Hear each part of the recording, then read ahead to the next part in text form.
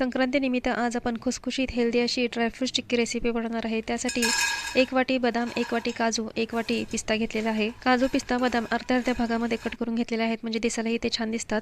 यामध्ये 1 चमचा तूप घालून 1 वाटी काळे मनुके आणि 2 चमचे मगजबी घालून छान असे मिक्स करून घेऊया। तुपामुळे ड्रायफ्रूट्सला छान अशी चकाकी येते।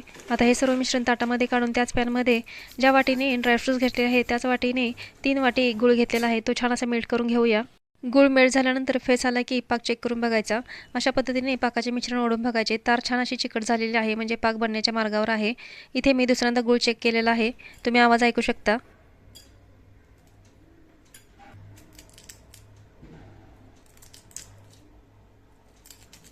अशा पद्धतीने आवाज आला की पाक तयार झालेला आहे असे समजावे। आता गॅस बंद करून यामध्ये ड्रायफ्रुट्स घालून छान असे मिक्स करून घेऊया। मिश्रण पाटावर काढून लाटून घेऊया। वरून थोडेसे तीळ लावून घेतलेले आहेत। आपल्याला हवे त्या आकारामध्ये हे मिश्रण गरम असताना याच्या वड्या पाडून घ्यायच्या।